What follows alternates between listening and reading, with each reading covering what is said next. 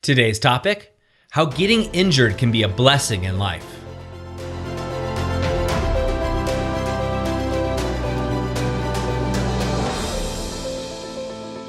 Hi, I'm Doug Holt, author of Your Own Story, and this is your Daily Growth Hack, where each day we give you a tip, trick, or insight to help you uplevel what we call the 5 to thrive. That is your mind, your body, your soul, your relationships, and yes, your business. So I was going through a training modality, which you may know of already because I've talked about it before in other mediums. And I was going through it and the body worker was working on me and found a knot and they dug in. Now, in all fairness, they asked me, said, hey, on a pain scale of 1 to 10, what is this? And I had said 7, and it wasn't overly painful. Well, after the therapeutic practice, and it was, in all ways and shapes and forms, so to speak, and I can't think of the exact word, but essentially, it was something that they were trying out, right? So it hadn't been really proven to work, but they had found it worked for other their colleagues as well as some of their other patients. And I was willing to try, like, hey, I'm all in, let's give it a shot. Well, I woke up the next morning and I couldn't even move my neck.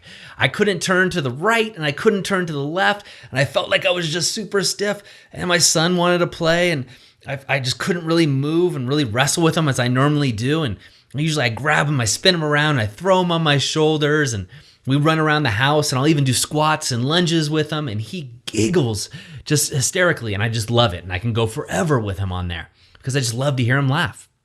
Well, it was even uncomfortable for me to sit in my office, right? I have 3 computer screens going on any given time when I decide to work. So I let creativity really flow. But I couldn't do it because I was so stiff. I was moving and turning. I thought, geez, this will go away tomorrow. It didn't. It took a full week for me to even get 80%. But what was good about this is I found myself starting to make mistakes. Immediately, I went to my old triggers. I started to think, man, my neck hurts. So what am I going to do? I can't work out. I'm on a great trend right now. I'm lifting heavy. I'm losing body fat. My cardio is increasing. All these great things. And my mobility is also getting well. And now here I am sidelined. I can't progress forward. And my instant reaction was to go right to my old path, right? My old triggers, right? And this happens to all of us as we're moving forward into the author of your own story journey. And what I wanted to do is reach for cookies or something just from comfort food, because I was also tired, right? I wasn't sleeping well because my neck was so locked up that I couldn't toss and turn. And I sleep on my side. So as a side sleeper, I couldn't do that because I couldn't get comfortable enough. So I had to try to sleep on my back, almost like a zombie, like a mummy, right? I was on my back just trying to sleep, which is super uncomfortable for me. Doesn't work very well. So now I'm sleep deprived and I'm hurt, and my goals have been sidelined. And of course, when these things are happening, especially you're not sleeping, the whole world seems to crash around you, right? Everything seems a little darker. No matter who you are, it does for at least an instant until you can pull yourself out of that hole. Well, then I started to realize, hey, what's the lesson here? What's the lesson for me? My physical body has been set back. My business has been set back because I can't work as well. And I planned on that week being a really high performing work because, as you guys all know, author of your own story lifestyle, I travel a lot. I spend time with my family. So I set aside these work times, these work chunks to really work on projects that I'm passionate about. And so I can go out and play more often. And I do it a lot. So that was sidelined. I wasn't able to play with my son. I wasn't able to even hold my wife because I was just so tight that I was in pain, constant pain. So I just didn't know what to do. And so the good part that came out of it, what's the good? Well, I realized how important mobility was to me. Now, as I get a little older, I also realized that I'm a little stiffer, and recovery doesn't happen quite as fast as I'd like to. But what I also noticed was how fast I went into my old patterns. And it was also interesting to see what those patterns were. Now, patterns change over time, but they have underlying characteristics in it. So for me, I immediately went to kind of a state of dread, like, oh no, I can't do these things. I went into worry, to stress, to anxiety, kind of that escalation. And then I wanted to comfort myself. And where I went with comfort was food, which I thought, and it wasn't like, good for you food. I wanted cookies and nachos. Those are my 2 things that I go to right away. For some reason, growing up, maybe, cookies, nachos, those are my go-tos.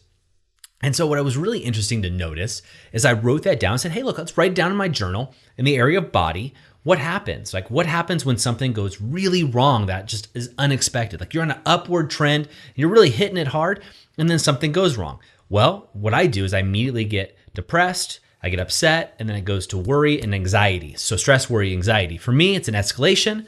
Okay, then what happens?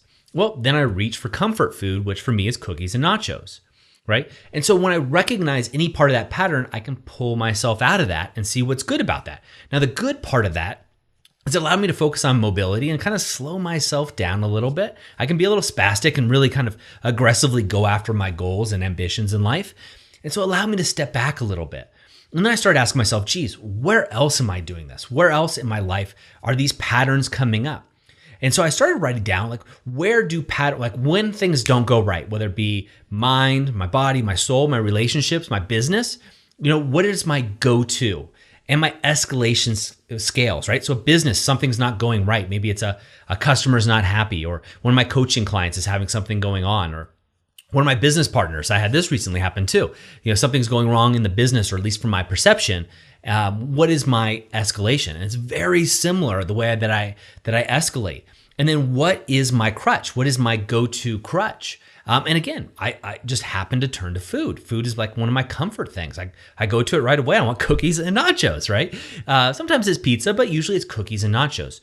So what I started to do is go through my 5 to thrive. And this is what I'm going to encourage you to do, and try this on for yourself and see if any of this resonates for you.